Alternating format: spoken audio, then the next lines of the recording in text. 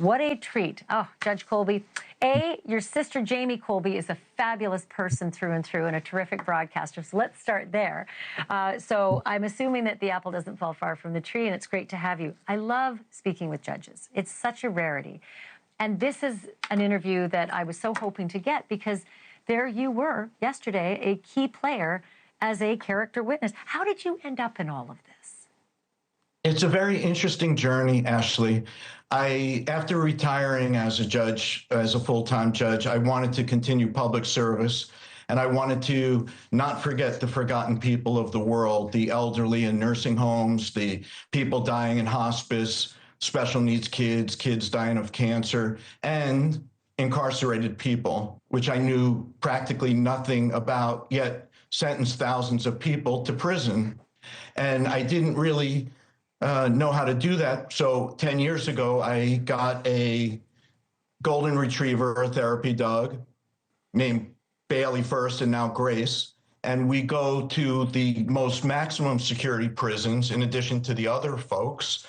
And we interact and we bring compassion and kindness and love in a non-judgmental way.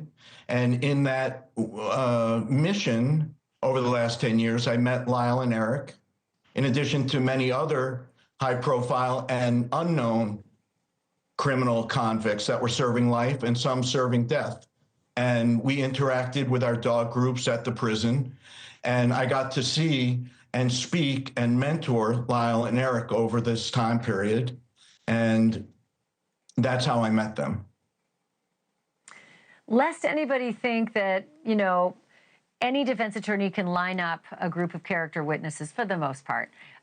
You were actually not a volunteer in this particular case. This was not something that you lined up to do. How did you end up in that courtroom?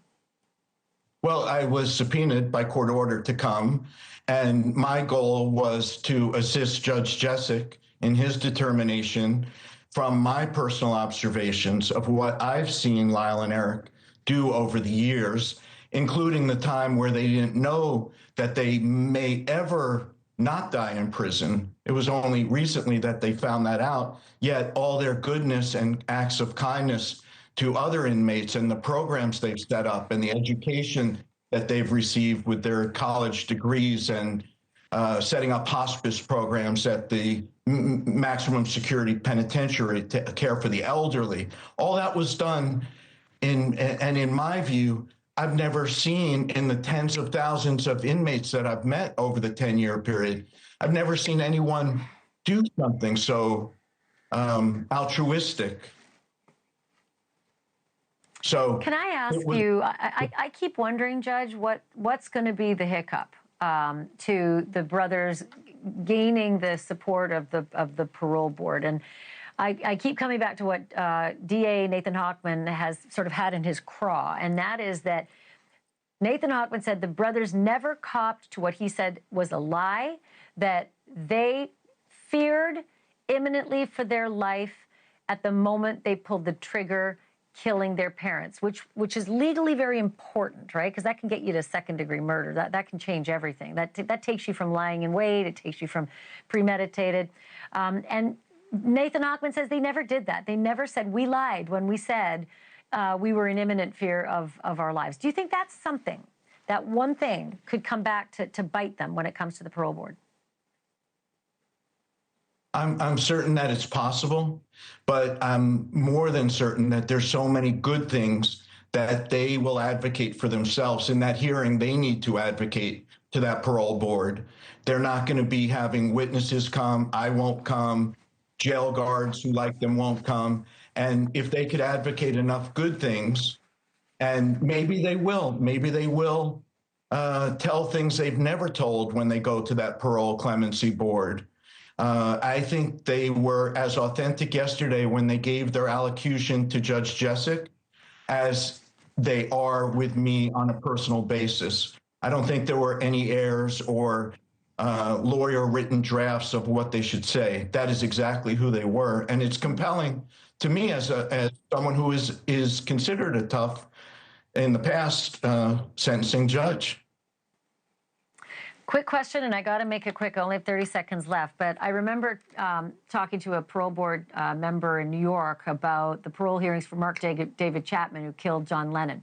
He got 20 to life, and he's been denied 13 times for parole. And one of those parole board members said, who wants to be the one who let John Lennon's killer out?